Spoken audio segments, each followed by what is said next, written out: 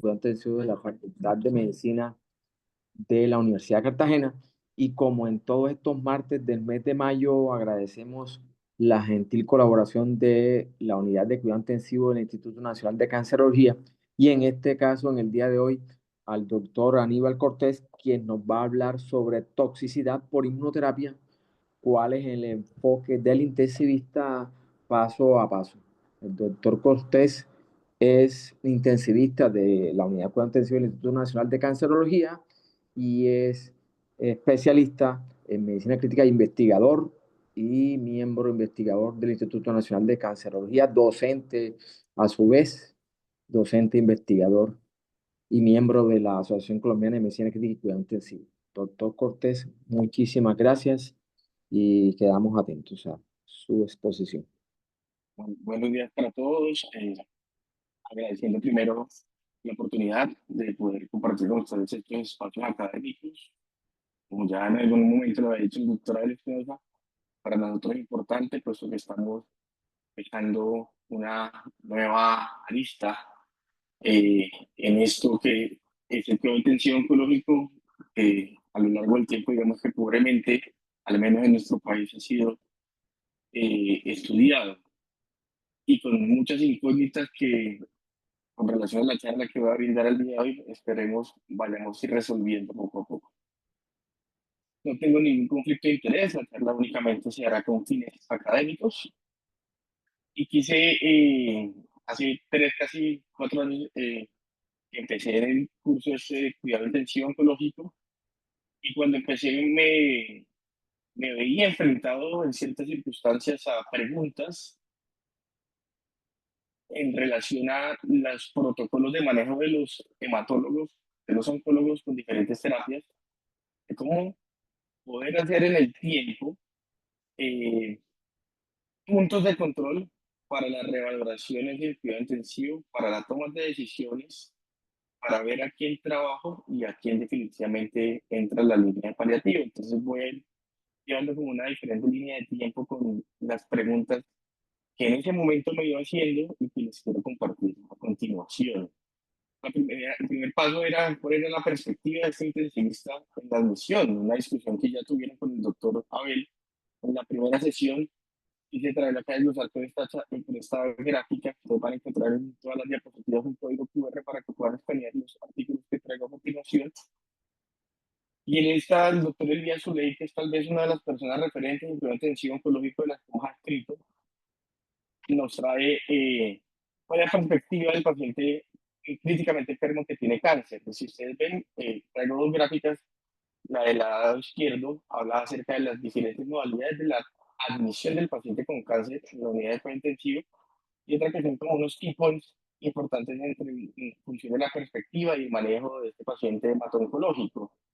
Si ustedes ven, los pacientes que entran de inmediato son aquellos que tienen un diagnóstico nuevo y están en primeras líneas de terapia. Aquí podemos tal vez colocar un asterisco grande y es que no solamente, como muchas veces los hematólogos o los oncólogos le dicen a uno, es el diagnóstico, sino el conjunto de circunstancias que hace pensar que potencialmente el paciente pueda salir adelante. Ejemplo, podemos tener un diagnóstico nuevo y estar en primera línea, pero a su vez tener unas escalas funcionales bajas, como lo ven en la pantalla abajo, como un eco mayor de 3 de un Karnofsky, o pacientes ya muy ancianos. Pues aún cuando estamos en primera línea, pues van a haber circunstancias que limitan la atención de este paciente. O propiamente puede ser un diagnóstico nuevo, pero tener una enfermedad oncológica severamente avanzada, con manifestaciones como que la cardiomatosis o compromiso del sistema nervioso central, que a su vez, viéndolo en conjunto, pueden limitar. Adicionalmente, en la tabla de la derecha, ustedes pueden observar eh, circunstancias que no deberíamos hacer nosotros como intensivistas ya cuando hemos admitido ese paciente. Cabe aclarar que las revaloraciones son tan importantes como la admisión. Lo admito un paciente hemato-oncológico. El hematológico más o menos tiene que tener revaloraciones cada 72 horas conforme a lo que le quiero brindar de soporte, conforme a la evolución natural de la enfermedad y conforme a la respuesta que yo estoy pensando obtener a la exposición a las diferentes terapias de tratamiento oncoespecífico o oncodirigido. Los oncológicos, dependiendo de las circunstancias, quirúrgicas, no quirúrgicas, que las rehabilitaciones las vamos a hacer más o menos cada 7 días. Que no se ustedes cuenta entonces cómo posponer, por ejemplo, la quimioterapia cuando la necesita, cuando esta va a ser un cambio importante en el curso natural de la enfermedad, antes o durante la validación, ya viendo, digamos, que resuelto la disfunción orgánica diferente a la causa por la cual ha ingresado el paciente, o prolongar eh, la falla ventilatoria o prolongar aquellas circunstancias vitales con medidas no invasivas en un paciente ya paliativo, pues no tiene sentido. En esos pacientes, digamos que lamentablemente, o coacción de hecho, pues ya tenemos un manejo dirigido y a esto nos vamos a ceñir. Hay que tener en cuenta además que entre la perspectiva clínica, en este otro artículo publicado en el World Journal of Clinical Oncology, vemos algunas razones para admitirlo. Si ustedes ven todas las causas postoperatorias, bien sean selectivas o emergentes, son causas que nos hacen admitir a los pacientes en nuestras unidades. Otras, donde tenemos que sacar todo nuestro diferencial diagnóstico, como la falla ventilatoria, trastornos cardiovasculares, trastornos hematológicos o las mismas emergencias hematológicas, son causas que potencialmente pueden ser reversibles y que van paralelo a la enfermedad oncológica.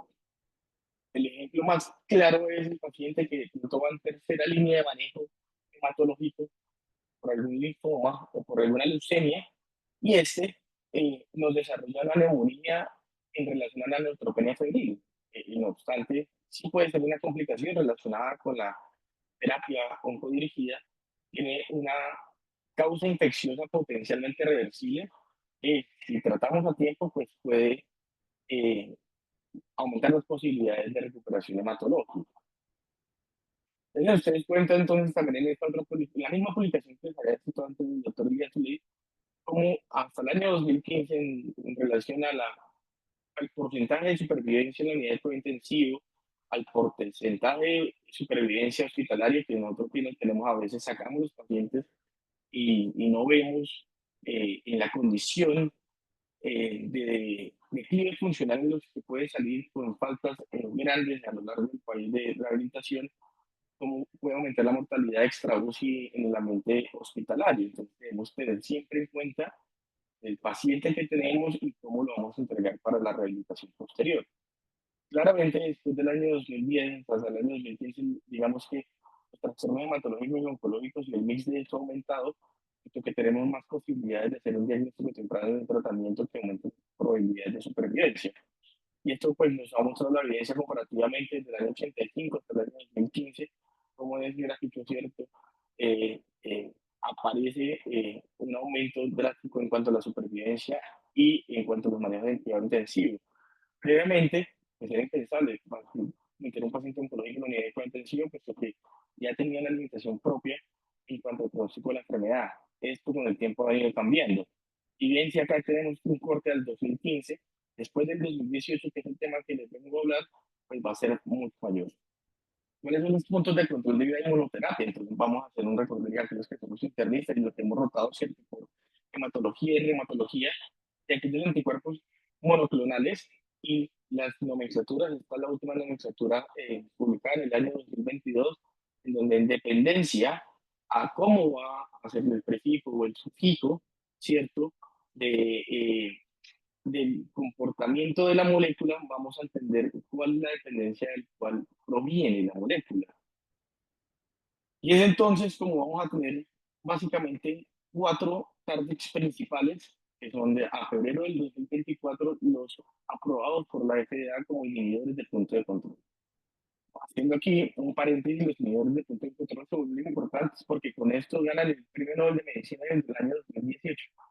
Y se vuelven tan importantes porque, diciéndole de una manera de pronto muy castisa, eh, antes las terapias quimiodirigidas o oncoespecíficas lo que buscaban era arrasar con el mayor número de células, bien sean buenas o sean malas, para la erradicación propia de la enfermedad oncológica y la producción de la misma.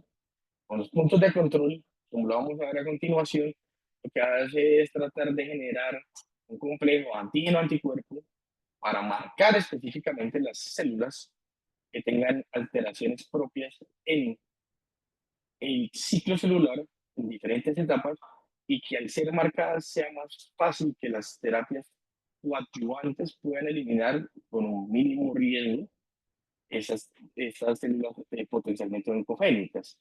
Entonces tenemos los diferentes ligandos y proteínas que ustedes ven y que a lo largo pues hemos tenido ya algunos medicamentos que ustedes seguramente están familiarizados. Las toxicidades entonces pueden ser sintomáticas y se van a clasificar en grado de 1 a 5 dependiendo de la severidad. Nos cuenta entonces que las severidades de los inmunidores de punto de control pueden tener un mix, por decirlo de alguna manera. ¿Por qué? Porque no solo utilizamos estas terapias en el cáncer eh, solitarias, siempre se utilizan en coadyuvantes. Entonces vamos a tener también en cuenta que se pueden potencializar, como por ejemplo cuando utilizamos inhibidores de la transinquinasa, como la neurotoxicidad, la toxicidad renal, inclusive cardiovascular, puede estar de la mano y puede ser un distractor propio en cuanto nos vemos enfrentados al diagnóstico diferencial. Los anticuerpos no monoclonales, que son finalmente los que vamos a más o menos hablar, y los inhibidores de los puntos de control, tenemos en cuenta que van a estar en función de la concentración y de la exposición con las reacciones de infusiones y también siendo principalmente la neumonitis, daños pulmonares, la neurotoxicidad muy frecuente y los trastornos endocrinos, tal vez algo o distractores que vamos a ver en el diagnóstico diferencial. En relación a qué tan acelerado nos hemos convertido, ¿cierto? A el uso continuo de esos niveles de punto de control, no solamente en cáncer, sino en algunas otras patologías inmunitarias, aunque desde el 2019 con la aprobación de la FDA para Estados Unidos, como diferentes circunstancias como pembrolizumab, nivolumab, atezolizumab, entre otros, han tenido mayores indicaciones no solamente en trastornos hematológicos, sino también en, en órganos sólidos. Esta gráfica la traigo principalmente porque ya es una realidad. Ya no es hablar como de pronto lo veíamos en el pregrado, entendíamos, ¿cierto?, el comportamiento de estas moléculas y lo veíamos lejano. Cada vez más lo utilizamos en conjunto para muchas otras entidades. Esta gráfica es tal vez el mejor resumen que nosotros debemos ver en el cuidado primario del paciente oncológico que recibe inhibidores de punto de control. Y nos recuerda por allá en nuestras clases de inmunología, en donde vamos a encontrar los diferentes factores de crecimiento y de proliferación relacionados con el cáncer o esas células que hacen escapes del sistema inmunitario y de puntos de control.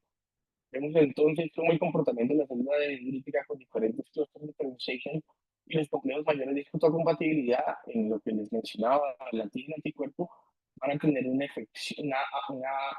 efecto, bien sea positivo o de negación, para que estas células cancerígenas puedan burlar el sistema inmunitario. Es entonces como las proteínas, los ligandos y los anticuerpos CTL4, los inhibidores, van a tener cabida estos cuatro, que son precisamente los targets principales de los inhibidores del punto de control. Ya habiendo pasado esto como tan inmunológico, fisiopatológico, pero que es importante en algún momento entenderlo en esta publicación del American Journal of Medicine de 2024, la pregunta que nos debemos hacer en el siguiente paso, bueno, nosotros como intensivistas, ¿cómo va a ser el abordaje? Vamos a tener que siempre tener de la mano cada uno de los nombres, de los sufijos, de los prefijos, para poder entender el comportamiento de las moléculas. Puede que sí, mientras uno termina acostumbrándose a qué grupo farmacológico. Aquí es importante entender que no solo tratamos hasta una molécula en específico, sino el grupo como tal. Y el grupo todo como tal debe ir en conjunto de la terapia coadyuvante, de la exposición, del grado de concentración de la terapia y del estadio de la enfermedad.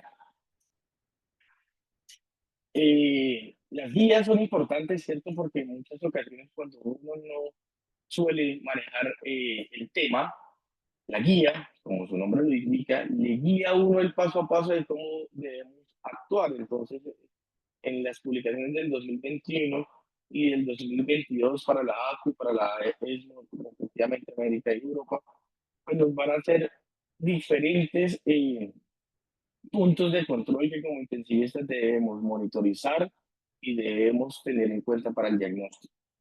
Hay una cascada entonces de eventos, ¿cierto? Haciendo un primer stop acá y un summary. La inmunoterapia ha cambiado fundamentalmente el panorama del tratamiento de las neoplasias sólidas. Esto nos da a entender no solo sólidas hematológicas, y cada vez con el uso de estas no solamente aumenta la probabilidad de supervivencia de nuestros pacientes, sino que estos pacientes no vamos a agregarle algo más del conjunto. No solamente la severidad de la enfermedad, el estadio oncológico o el estadio de la enfermedad, la exposición a la quimioterapia, la inmunoterapia, la terapia adyacente, sino que el riesgo cardiovascular que puedan tener los pacientes. Para hace 30 años también era impensable que un paciente con cáncer llegase a tener patología cardiovascular activa, enfermedad coronaria multivasos y además una terapia inmunitaria. Seguramente la expectativa de vida era mucho menor a como la tenemos hoy en día y casi que se está comportando, como lo había mencionado otra vez, el cáncer como una enfermedad crónica.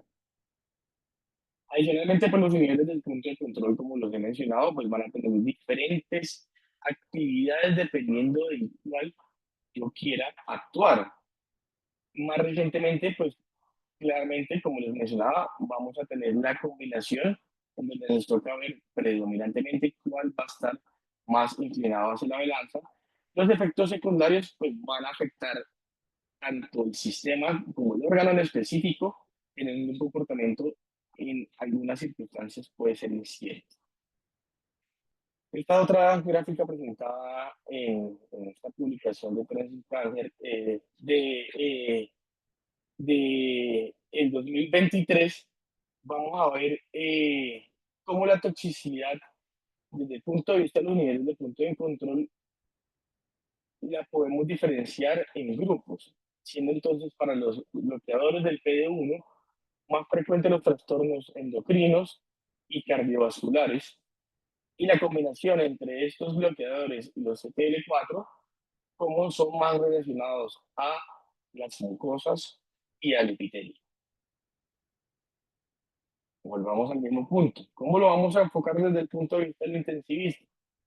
La gráfica me parece que da lugar porque no solamente me va a mostrar al lado derecho la incidencia, qué tanto me veo yo expuesto a que si tengo un paciente que voy a admitir en la unidad, me vaya a generar alguna de las respuestas que ustedes ven en cuanto a los signos y los síntomas, sino también esto lo debo variar con el tiempo de inicio. Nosotros en cáncer siempre tenemos que hacer líneas de tiempo. La línea de tiempo está tengo un paciente con un estadio específico, le coloco yo un, además del estadio específico, le coloco un tiempo de evolución. Ejemplo, me corregirá el doctor Carmelo, pero cuando tenemos un proceso que empieza con neumonitis y que va seguramente a terminar en la fibrosis pulmonar, los cambios en relación a la tomografía pueden migrar por la exposición de la gente y por la aparición de los síntomas que va inversamente proporcional al compromiso de la función pulmonar. Esto para identificar, valga la redundancia, este tiempo de aparición, como ustedes lo ven en los órganos y sistemas, que en semanas es más frecuente las causas cardiovasculares, las causas en piel, que las causas musculoesqueléticas o pulmonares. Quiere decir que un paciente que me llega a mí con disnea y que ha sido expuesto tempranamente a la gente, en mi diagnóstico diferencial, aun cuando puede ser menos frecuente, debo pensar en causas cardiovasculares antes que mi paciente me esté desarrollando una neumonitis o una fibrosis pulmonar. A su vez, las causas que más vamos a ver y que más perduran en el tiempo son las causas en piel. Estas pueden tener diferentes rangos de severidad, como vimos anteriormente, de 1 a 5, ¿cierto? Siendo 5, pues el que compromete drásticamente la vida. ¿Y cuál es la causa más frecuente? El rash. Ahora, la causa más frecuente no es lo que me hace a mí potencialmente mortal. Tengo que tenerlo en cuenta y va a ser un punto de control dentro de la vigilancia de los inhibidores de punto de control para establecer qué tanto daño me puede hacer el agente y qué otras manifestaciones me pueden presentar en el tiempo. Entonces nosotros como intensivistas, ¿cuáles vamos a tratar? Pues la causa, los grados 3 y los grados 4 de cualquiera de estas manifestaciones e incidentes que puedan tener estos eventos adversos, en donde finalmente la manifestación va a ser fiebre, va a estar con estados asociados de vasoplejía y va a tener seguramente requerimiento de ventilación mecánica invasiva o no invasiva. Segunda gráfica que me parece que da lugar y que parte de eso resume el problema que queremos exponer. La primera era lo de los niveles de punto de control. La segunda es cómo, de manera parcial y de manera gradual, del grado 1 al grado 4, nosotros, como intensivistas, debemos tener los puntos claros en cuanto al diagnóstico, en cuanto a detectar la entidad y en cuanto a cuáles tenemos que hacer una monitorización excesiva de la manifestación sintomática, inclusive con tratamientos como el tocilizumab en pacientes que puedan desarrollar los tormentas de citoquinas o los pulsos de metilprednisolona. Aquí va a dar lugar a una discusión que tal vez alcancemos y es qué punto en mi paciente que ya está inmunosuprimido debo inmunosuprimirlo más por la acción propia del agente inhibidor del punto de control para la regulación del sistema inmunitario. Es una difícil decisión en ese paciente que seguramente puede estar infectado con manifestación adicional a una toxicidad y que además me toque inmunosuprimir. Intenté entonces en este paso número 5 traer las consideraciones potencialmente fatales que aún no son, digamos, en orden de incidencia lo más frecuente, pero que nos pone a rascarnos un poco la cabeza. Y es entonces la cardiopatía. Vemos muchos pacientes, al menos aquí en la experticia que tenemos en el Instituto Nacional de Cancerología, que tienen exposición a los inhibidores de punto de control y que erróneamente el hallazgo que finalmente hacen los médicos de emergencias es el paciente está infartado. Claramente pueden tener, como ustedes lo ven en la gráfica de la derecha, esta publicación del journal del College of Cardiology Foundation, como pueden tener en gran proporción anormalidades del electrocardiograma, en gran proporción elevación de los biomarcadores, en una proporción 50-50 casi compromiso no de la fracción de eyección tenga como punto de corte del 50% y en gran proporción elevación del NT-proBNP. ¿Sí? Entonces uno dice, en ese orden de ideas, todos los pacientes que están sujetos a niveles de punto de control se van a infartar en el tiempo. Lo que toca descartar más que el infarto es la miocarditis, la pericarditis que pueden presentar estos pacientes. Y si ustedes se dan cuenta, el tiempo de evolución más o menos ocurre en una gran proporción en los primeros 30 días. ¿A qué voy con esto? Que no solamente nos va a servir nosotros el enfoque, tener biomarcadores, la manifestación electrocardiográfica, el comportamiento o el seguimiento de la falla cardíaca y el compromiso de la fracción de eyección, sino el tiempo de exposición al fármaco. Si yo tengo claro el tiempo de exposición al fármaco y puedo medir en 2 puntos de corte al inicio de los síntomas y una semana después de los síntomas, me voy a dar cuenta que si el fármaco se está depurando, lo estamos tratando de manera adecuada, va a empezar drásticamente a mejorar los signos de falla y va a regular los biomarcadores y la necesidad expresa de hacer cateterismo cardíaco.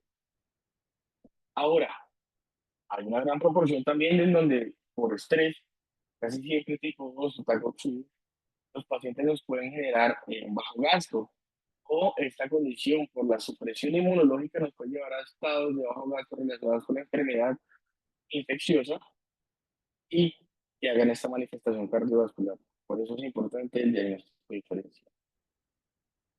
Entonces, es como en la guía nos mencionan varias circunstancias, ¿cierto? Y es que una vez yo he descartado que no tengo un infarto y que la pared libre del ventrículo izquierdo se me vaya a romper porque voy a necesitar esteroide, el uso del esteroide en estas circunstancias relacionadas con la miocarditis, pues da lugar a difícil decisión. Difícil decisión es ponerle a lo que yo considero una falla y una miocarditis, y en qué punto colocarle, ¿cierto? En qué punto colocarle esteroide, como nos lo mencionan acá, a unas dosis muy altas. Es entonces por eso que les menciono, aun cuando no lo hice en la guía, es importante las revaloraciones que debemos hacer el paciente hematológico. Hacemos el diagnóstico, entendiendo que no todo doctor hace con este paciente oncológico es síndrome coronario agudo.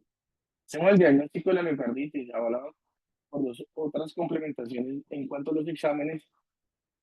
Le coloco el tratamiento para la falla cardíaca, lo mido en el tiempo. Si no mejora y persiste con los síntomas, da lugar colocarle en este orden de ideas ante la exposición la supresión inmunológica. La neumopatía entonces es otra de las manifestaciones que pueden aparecer más tardías que tempranas, pero que drásticamente es lo que más puede comprometer la calidad de vida del paciente.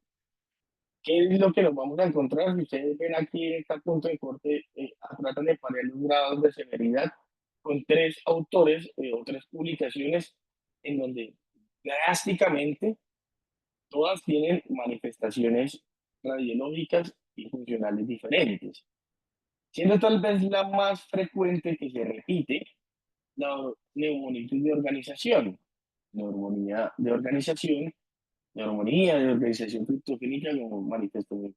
Y que bien sabemos que esta responde bien a los esteroides cuando hay una exposición para algunos autores de una semana, o otros alcanzan hasta las 4 semanas, dependiendo de la dosis de esteroide. Entonces, en esta publicación del European Respiratory Review del 2019, vemos los patrones diferentes en el tiempo van a tornarse más piróticos en etapas crónicas y más pues, el virus merilado en etapas agudas, y como en la gama de diagnóstico diferencial, pues vamos a estar casi que cobijados hacia la parte fibrótica. La neumopatía, entonces, en estos grados 3 o 4, en donde tenemos un empeoramiento propio de la hipoxemia, con dificultad para respirar, e inclusive personas que hacen SRA, que una vez uno se pregunta, pero es una SRA, no ha tenido neumonía, no tiene una causa cardiovascular, sino que drásticamente hace un patrón eh, de ocupación alveolar en los 4 cuadrantes. Debemos siempre establecer cuál es el grado de compromiso de citoquinas, si estamos frente a una cascada de citoquinas usando, ¿cierto? En cuanto al empeoramiento y la no mejoría de la terapia, pues el esteroide y inclusive tocilizumab en algunos casos. Hemos llegado a usar tocilizumab, sí, en algunas circunstancias cuando nos damos cuenta de las tormentas de citoquinas, con este comportamiento severo y un empeoramiento en menos de 48 horas, no explicado por otra causa, lo hemos usado, pero generalmente responden muy bien a la terapia esteroidal. El compromiso del sistema nervioso central es tal vez una de las manifestaciones que tenemos de mayor dificultad para su diagnóstico. Evidentemente tenemos una unidad de cuidado intensivo, un paciente que la manifestación del sistema nervioso central era cambios comportamentales y adormecimiento.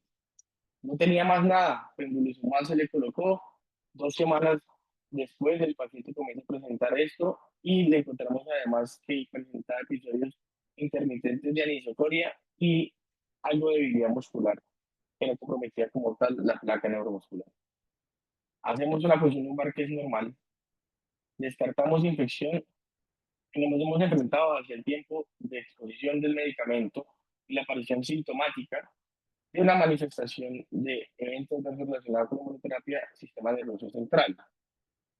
3 días de metilprednisolona sin mejoría del cuadro clínico, y lo sometemos entonces a plasmaféresis, como ustedes lo pueden ver aquí en el algoritmo escalonado del tratamiento.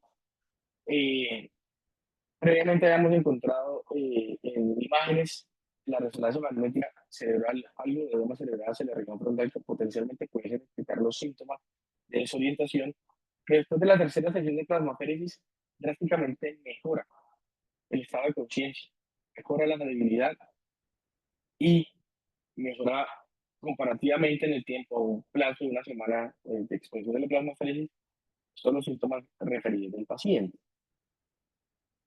Esto, como para enseñarles a ustedes que más que la guía, pues sí lo vemos, solamente con manifestaciones muy finas, es que toca tomar a veces las decisiones que uno dice, ¿Cómo le voy a colocar a un paciente que le ha salido todo negativo y que solo tiene alteraciones del comportamiento plasmaféresis?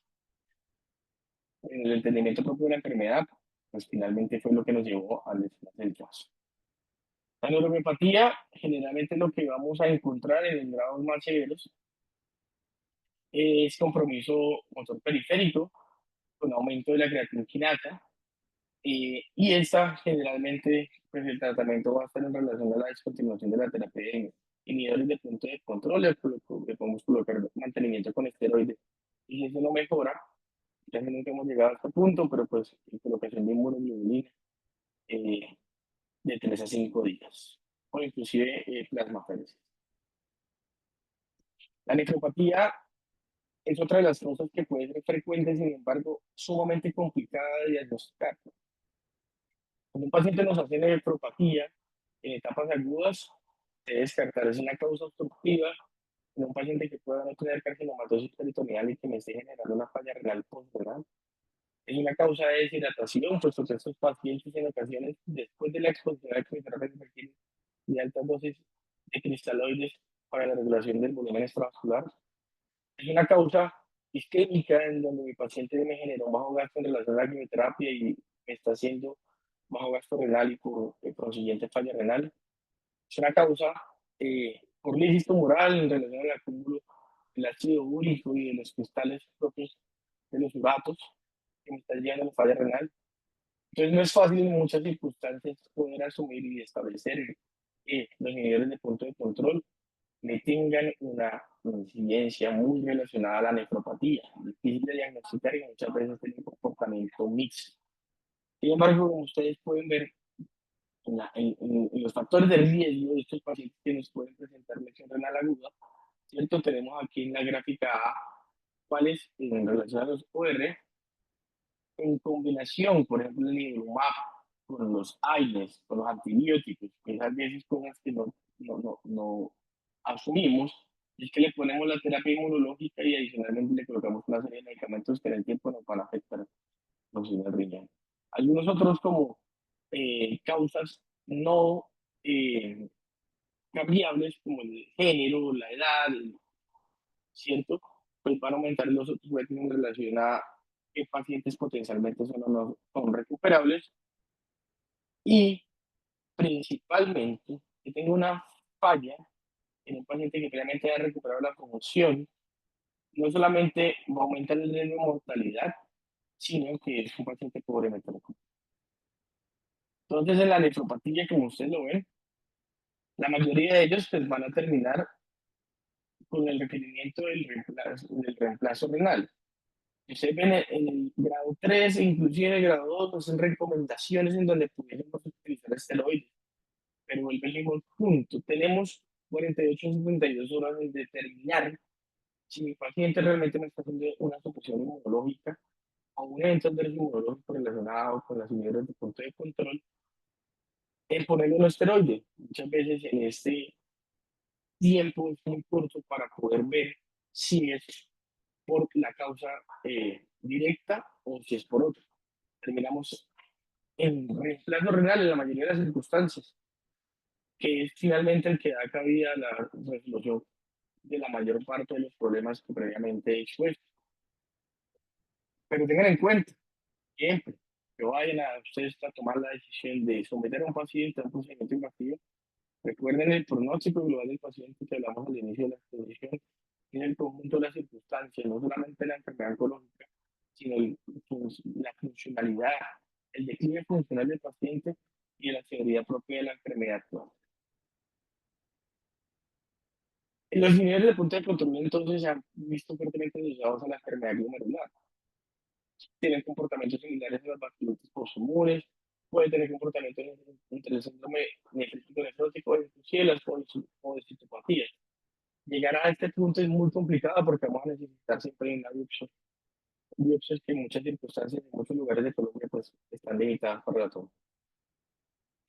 La endocrinopatía es otra de las manifestaciones que podemos presentar y es realmente muy frecuente. En orden de frecuencia, tiroides es tal vez la tirotoxicosis la que más frecuentemente se da. También podemos tener la hipofisitis, que son, digamos que hallazgos relacionados más en la resonancia y que pueden tener un comportamiento mínimo, pero más bien frecuente, y la insuficiencia adrenal. La insuficiencia adrenal es sumamente eh, frecuente y casi que está superpuesta en algunas otras entidades. Entonces tenemos muchas circunstancias, miocardiopatía con insuficiencia adrenal. El paciente que les comentaba tuvo su neuropatía, ¿cierto? Su alteración del estado de conciencia y la otra manifestación que tenía era un sodio que aún con la plasmaferis que les comento, mejora el estado de conciencia, pero su sodio persiste en unos niveles de 122, sin alterar la conciencia, con episodios de hipoglicemia e inclusive transitoriamente requerimientos de vasopresor como manifestación de vasoplejía. Entonces dice uno, este hombre no solo tuvo alteración del estado de la conciencia, sino que también tuvo por inhibidores de punto de control una una insuficiencia adrenal primaria, para lo cual necesitó la suplementación con fluorocortisona y con eso drásticamente mejoraba.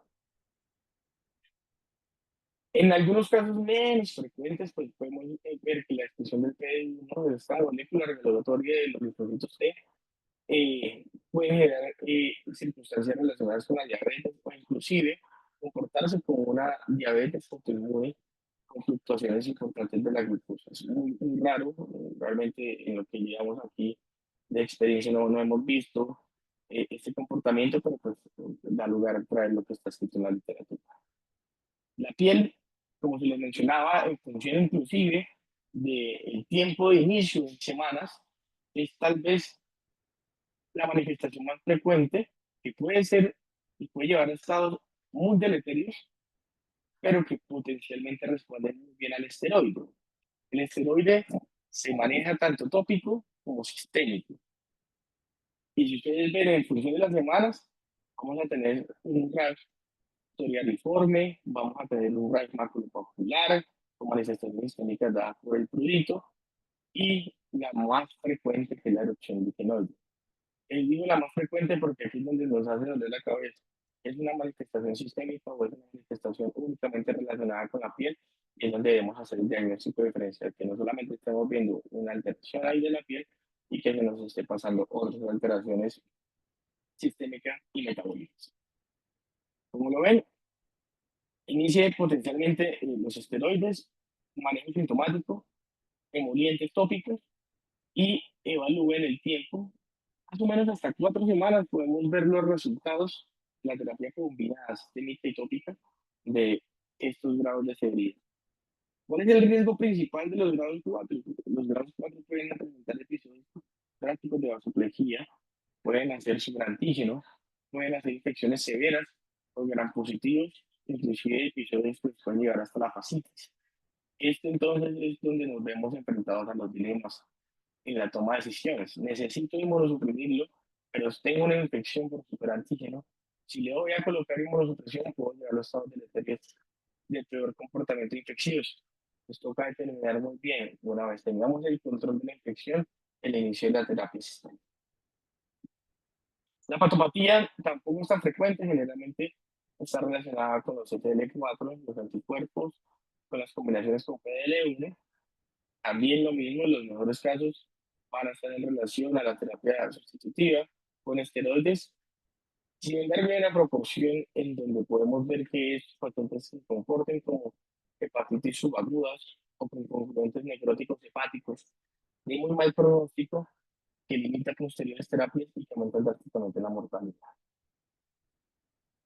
Como lo ven acá, pues descontinúen, hagan el seguimiento con ALT y AST y en esta circunstancia la recomendación es utilizar dosis más altas de esteroides. Complicada la determinación, pero casi que vamos a estar tratando de hepatitis autoinmune. La enteropatía más frecuente, vemos los diferentes grados y es sumamente complicado en ese paciente que nos inicia con colitis o con diarrea, pero si es un evento adverso relacionado con los niveles de punto de control o si lo que me está haciendo el paciente es que está infectado y finalmente me está haciendo un proceso infeccioso. Volvemos al mismo punto. ¿Qué fue primero? Es una gallina. Difícil considerar en el actuar normal que hacemos una serie de exámenes que nos permita descartar infección. Se diagnostica, bien sea por la imagen tomográfica, que el paciente tiene colitis. Después de que manejamos los síntomas y podemos tener la claridad de que metiéndole un colonoscopio, no vamos a hacer una ruptura visceral hueca, procedemos a hacer eso, tomamos la muestra de biopsia, solamente por congelación para poder tener un resultado más rápido y ahí poder determinar si la causa es infecciosa o no es infecciosa para poder proceder a colocar el esteroide. Las causas reumatológicas, todo lo que puedan, las funciones reumatológicas en los pacientes oncológicos son muy mímicas. Vemos en muchas circunstancias pacientes que tienen manifestaciones de actis lupus, también Sjögren, que no tienen la consideración porque sus anticuerpos son negativos, pero que son manifestaciones para neoplásicos. Vale la pena aquí ponerme a leer cada una de las consideraciones y puntos a tener en cuenta. Por eso los traje en edición con el código QR para que ustedes los puedan tener. La más frecuente, como les mencionaba, son los síndromes de Sjögren, ¿cierto? Eh, Relacionados con el trigger de PD1 y PDL1. Como ustedes lo ven, tiene una proporción similar entre hombres y mujeres mayores de 50 años, comportándose, ¿cierto? Como el síndrome de Sjögren, bien sea como subsecuente, como el síndrome de Sjögren primario. Hay una manifestación primaria que tienen estos pacientes, el ojo seco. Generalmente solamente necesitan dosis de inmunosupresiones muy bajas y después de un tiempo de tratamiento sistémico.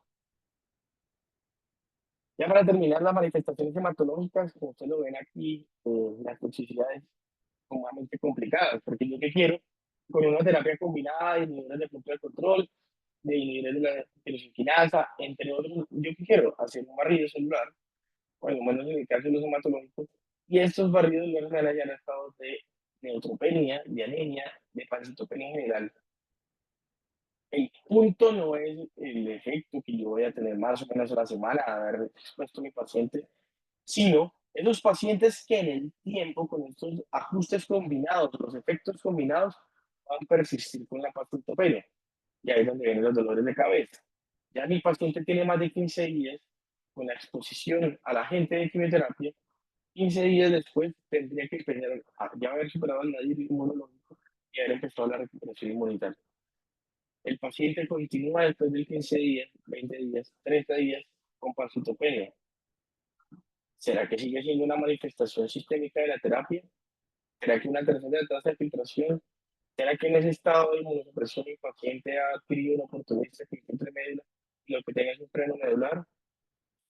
Varias consideraciones que en el día a día, dentro de los diagnósticos diferenciales, debemos descartar para llegar a la conclusión si es una toxicidad hematológica relacionada con el efecto. Por eso, siempre, como lo he repetido, es importante el tiempo de exposición, la concentración de exposición y el conjunto de circunstancias que me van a medir el pronóstico del paciente.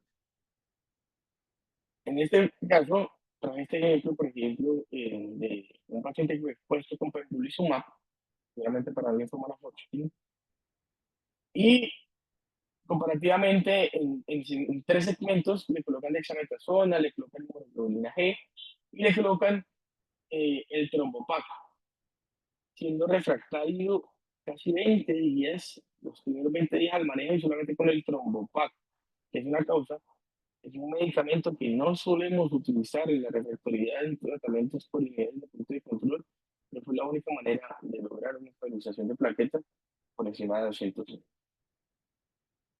4 consideraciones finales, ustedes dirán, el tipo, el cachaco habló mucho, se demoró mucho tiempo, pero podemos introducir en un tema que ampliamente seguramente hemos leído, pero que a día no vemos, es complicado en el sentido de toda la información que quise traerles, pero 4 consideraciones ya para que ustedes puedan llevar a sus trabajos. Uno, debemos enfocarnos en el diagnóstico y la clasificación del evento adverso. Nombre y apellido, ¿cierto? ¿Y esto cómo lo vamos a hacer? Pues teniendo en la mano las guías que les mostré y pensándolo. Si uno piensa que puede suceder, más frecuentemente vamos a hacer los diagnósticos.